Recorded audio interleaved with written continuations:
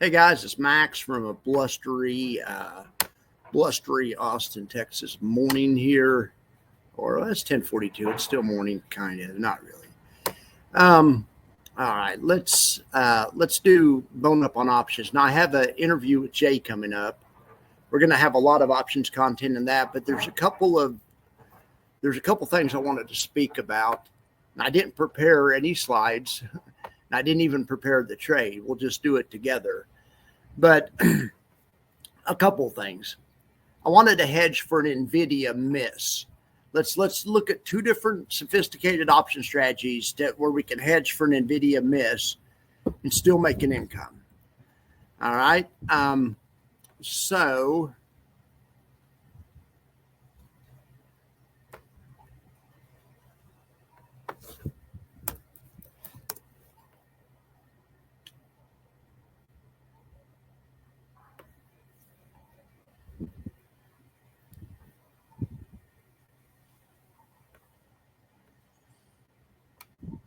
All right, let me jack with this a second.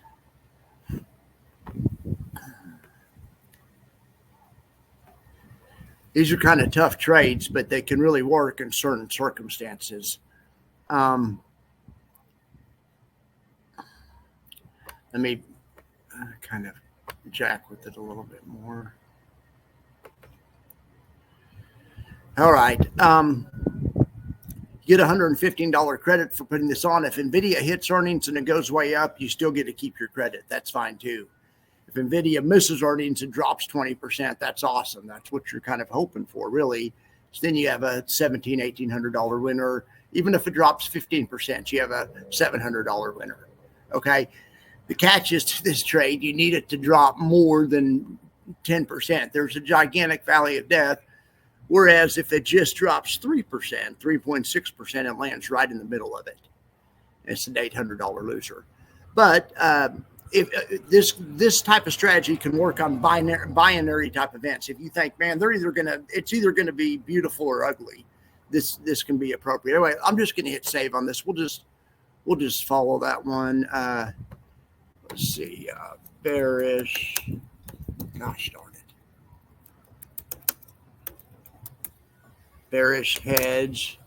All right, now let's look at SPY also. The other day I showed you guys a SPY trade.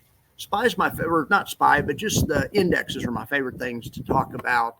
The things that I think most about when it comes to timing.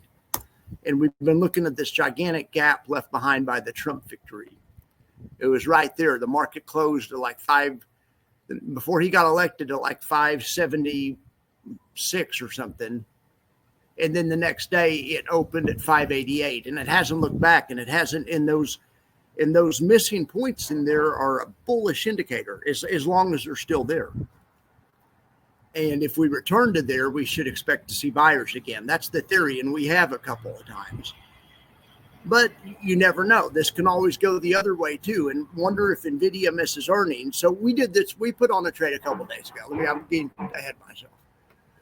I had option content a couple of days ago, and I'm just trying to generate a bunch of stuff so we can have teaching content.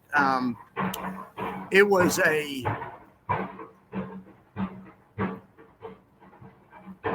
it is, loaded dice bullish trade for the end of the week in SPY. I came on and we talked about this. I had a show on it, and the whole idea is that the gap is going to hold at least through the end of the week. If the gap holds through the end of the week, or as long as the SPY doesn't drop more than 1.5%, the SPY just can't drop under like 578.5. All right, so let's see. I'm going to adjust this.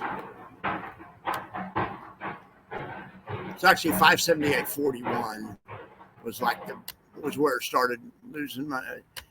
Anyway, okay, something like that.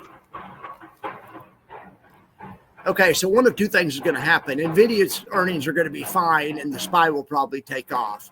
And that's fine because we're along for the ride. If that happens, and you guys did this trade, you've already received the $196 credit. But, you know, if we have an outlier move in the SPY, which we could if NVIDIA blows out earnings, I mean, you know, this trade could easily be worth $1,000. I mean, easily, that would mean not easily, but a 3% up move by the rest of the week, 605 level on SPY. Let's look at that. Okay, so not exactly easy. They're doing some kind of construction here. I'm sorry about that. The dogs are going crazy. I think it's making this white boxer nervous. He's walking around. It's okay, buddy. It's okay, buddy. It's okay. It's okay, buddy. You can. All right. But this wouldn't be out of the realm of possibilities for it to go here for the chart, you know, especially if NVIDIA hits earnings. So I love scenarios like this, logic puzzles. But if NVIDIA misses, we need to have a way to profit. In that case, if NVIDIA misses, it's probably going to make this drop. And let's say, you know, the SPY drops to 570. So if that happens, you know, this could be a $1,600 loser. Okay, so, but let's get out the NVIDIA risk reversal. That wasn't a risk reversal. That was the NVIDIA trade was actually a back spread. What you're doing there is you're selling a put, or that's around being at the money, but you're selling a kind of expensive put, and then you're going out of the money and you're buying two cheaper puts that you can afford and still have a little bit left over. Sell something for 5, buy 2 for 2.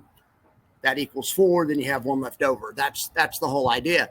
The one that's left over goes out on this side, goes on the other side of the trade. This trade has a big consolation. You can call this a consolation prize, because if you're totally wrong, this is a great trade for being totally wrong. Okay, but also this is a good trade for hedging, like the worst case scenario, because if NVIDIA misses, it probably won't miss by a little bit. They're probably going to miss bad. I mean, you know, like look at Target this morning. So, and if that happens, a trade like this is perfectly suited.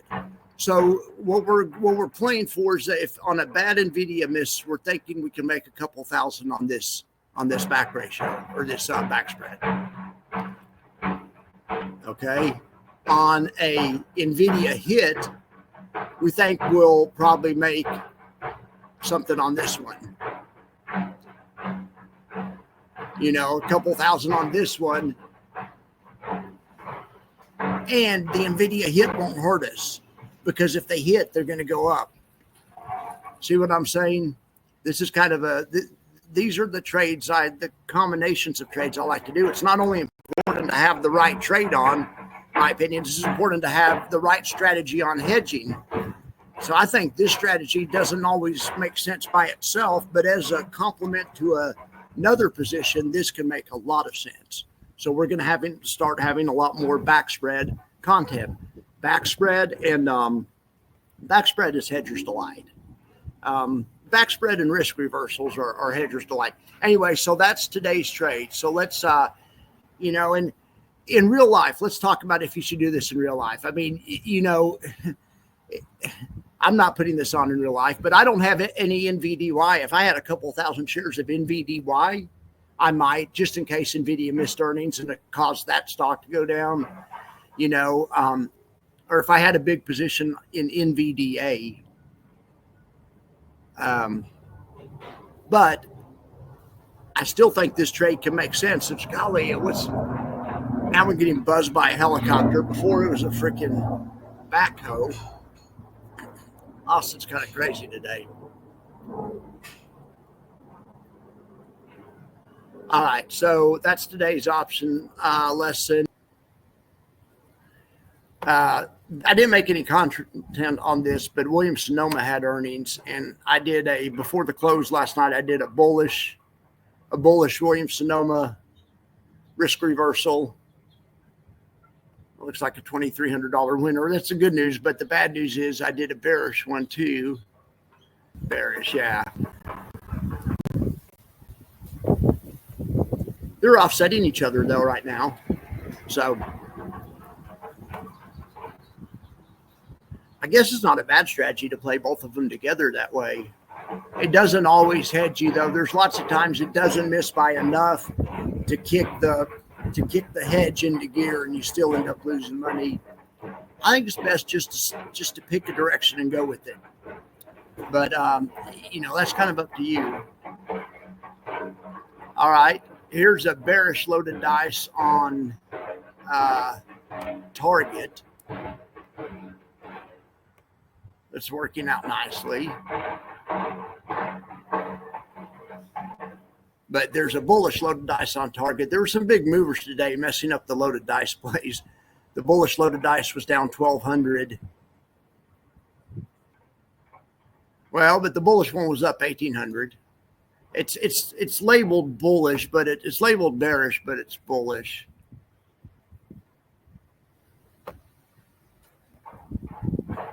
All right, let's look at the market, see what it's doing. All right, the SPY's kind of bouncing here.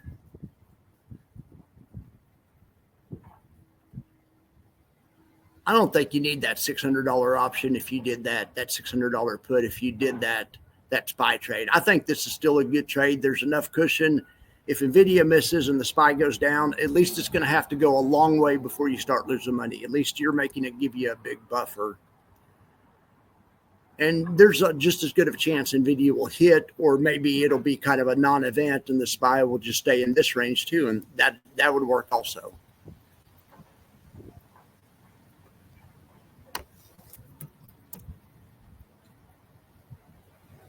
VIX is a little bit concerning insofar that it's so far over their 200-period moving average. VIX futures, which trades 24 hours, so it has more bars, so it reacts faster. So typically it's more sensitive, is also still very bearish. People are buying volatility, not selling it. So for right now, people are staying hedged. Probably just in front of the NVIDIA earnings. Probably all come off as soon as NVIDIA earnings come out, right? Anyway, we'll keep an eye on it. All right, guys, that's today's bone up on options. My email is maxconvexity@gmail. You guys can email me there, and I'm gonna get a Discord. I need to do that. I just don't want to mess with getting my own Discord, but really I need to, because my station's growing and to be able, so we don't have to use email. Hopefully I'll do that soon. All right, guys. Well, I appreciate y'all. You have a good day. Hey, be there for the J interview.